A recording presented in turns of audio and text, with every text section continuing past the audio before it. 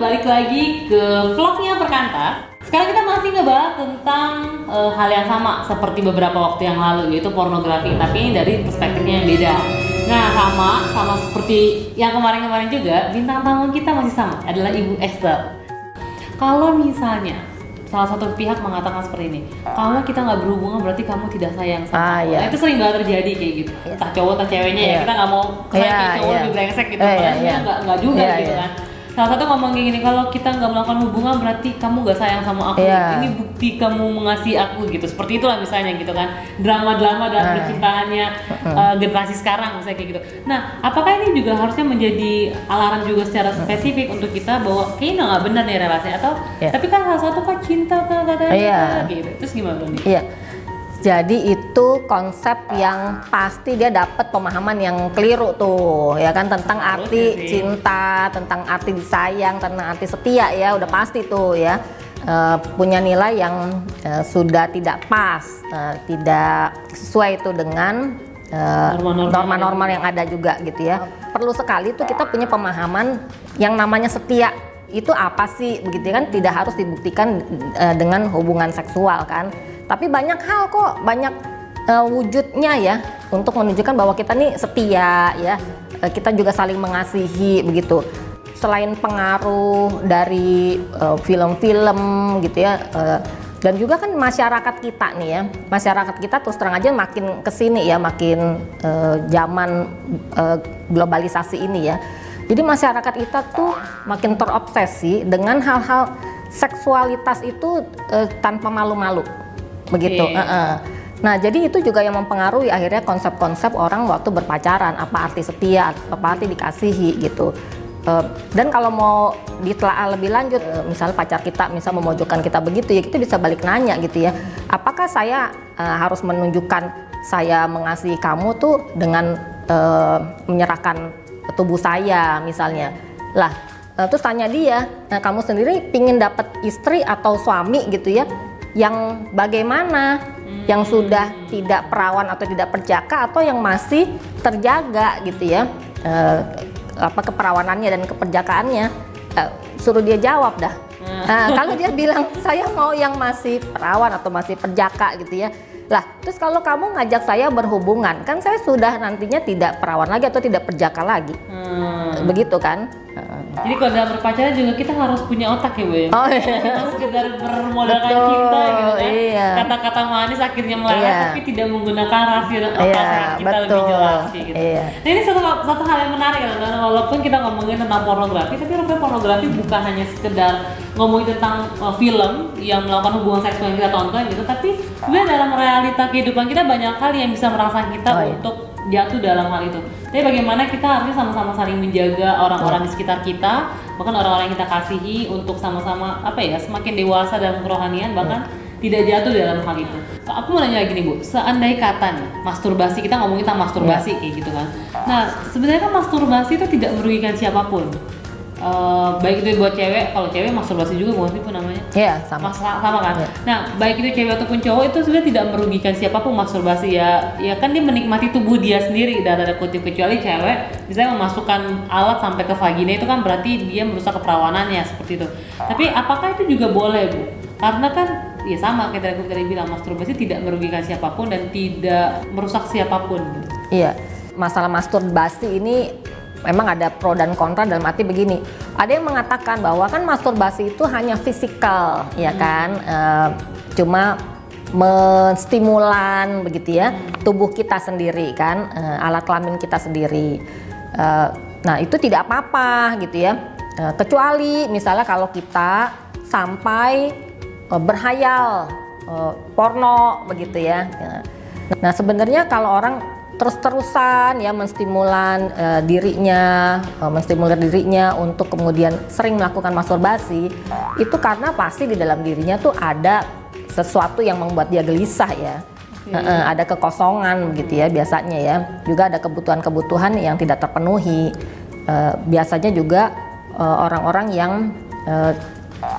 kurang mampu ya untuk menjalin relasi itu secara sehat. Jadi cari pelariannya gitu ke masturbasi gitu ya. Terus bisa juga dia merasa tidak diperhatikan ya oleh keluarganya, atau dia tidak bisa membangun kedekatan yang sehat dengan pacarnya atau dengan teman-temannya, itu bisa juga lari ke masturbasi begitu ya. Nah, meskipun tampaknya gini, kan cuman menstimulan diri sendiri ya, itu tidak merugikan pasangan kita gitu ya. Tapi bukan cuma sebatas itu kan sebenarnya yang aspek yang perlu kita perhatikan kan. Tetapi di balik itu ada apa gitu ya perilaku itu. Apalagi misalnya nih masturbasi yang disertai dengan berhayal porno gitu ya, itu sudah pasti berarti dia ingin memuaskan ya kan hawa nafsunya sendiri begitu. Dibedakan dengan mimpi basah ya. Mimpi basah kan juga begini loh, itu proses secara natural kan yang terjadi pada pria gitu ya, sehingga kemudian dia mendapatkan kelegaan setelah mimpi basah. Nah, kalau seperti itu normal, itu tidak apa-apa. Tapi yang kalau kemudian kita dengan sengaja ya melakukan masturbasi disertai dengan hayalan porno begitu ya, dan memang terus menerus ya, nah itu pasti ada masalah di dalam dirinya sendiri, dan menurut saya itu sebaiknya diatasi. Karena ada masalah yang lebih serius daripada sekedar dia mencari kepuasan fisik begitu ya, atau untuk menghindari seks pranikah gitu. Jadi itu salah atau enggak sih Bu? Nah itu tadi ya, kalau sudah kemudian menjadi kebiasaan dan ditambah dengan berhayal hal-hal yang porno, udah pasti itu salah dan berdosa. Iya. Karena dia melakukan satu hal yang sebenarnya nggak boleh dilakukan untuk saat ini. Oh iya, sengaja itu ya, memuaskan hawa nafsunya sendiri gitu ya. Itu. Nah tapi dari hal masturbasi itu sendiri sebenarnya ada efek sampingnya nggak sih Bu, ketika orang terus melakukan hal seperti itu? Iya, sudah pasti ada ya. Efek sampingnya adalah yang jelas dia jadi memandang orang lain dan juga dirinya sendiri itu secara tidak sehat, yaitu misalnya dia memandang orang lain hanya sebagai objek saja, objek seksual saja gitu ya. Misalnya dia melihat gambar atau melihat tubuh lawan jenis begitu kan ya, hanya sebagai objek seksualitas aja. Selain itu efek lainnya adalah dia bisa merasa kurang berharga ya, dia kan malu kan, apalagi kalau ketahuan kan, dia malu. Dia merasa buruk, itu sesuatu yang salah, ada yang salah nih dengan diri saya. Kok saya menikmati hal-hal seperti itu misalnya. Jadi harga dirinya jadi turun ya, jadi mengalami low self esteem, sudah pasti merasa bersalah, merasa berdosa, merasa tidak layak di hadapan Tuhan begitu. Nah, terus pertanyaan selanjutnya Bu, orang-orang yang seperti apa sih Bu sebenarnya yang bisa rentan untuk jatuh dalam dosa pranikah ataupun pornografi ya? Sebenarnya kan gini, semua orang tidak ada yang kebal, sudah pasti ya, tidak ada yang kebal untuk jatuh di dalam dosa apapun, termasuk dosa seksual begitu ya. Nah tapi memang ada orang-orang yang lebih rentan untuk jatuh, yaitu orang-orang yang seperti apa? Yaitu orang-orang yang dia kesepian. Iya, kesepian itu jadi memang jangan diremehkan ya. Kesepian bukan sekedar gini, teman-teman saya lagi libur tidak ada yang bisa dikontak, diajak nonton bioskop, bukan sekedar itu. Tapi kesepian itu sesuatu yang dalam sebenarnya ya. Misalnya dia merasa orang lain tidak bisa mengerti dia merasa di tengah-tengah orang lain kok, di tengah orang banyak kok saya merasa kosong, gelisah gitu ya. Jadi loneliness itu, kesepian jangan diremehkan.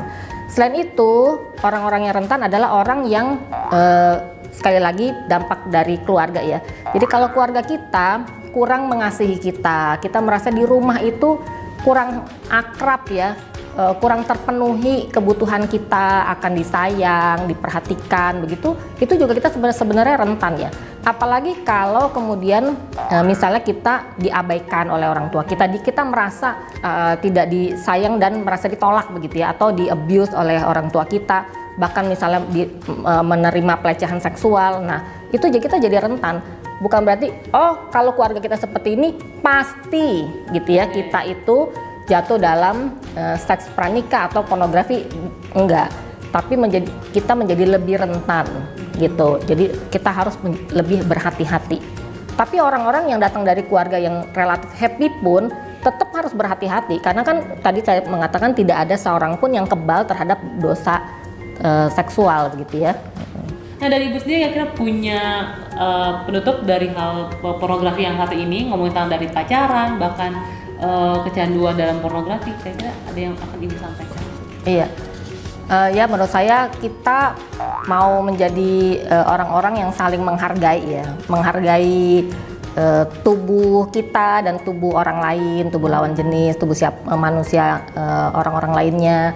Kita mau menghargai apa yang Tuhan sudah berikan pada kita, sudah dipercayakan nih kita oleh Tuhan, gitu ya.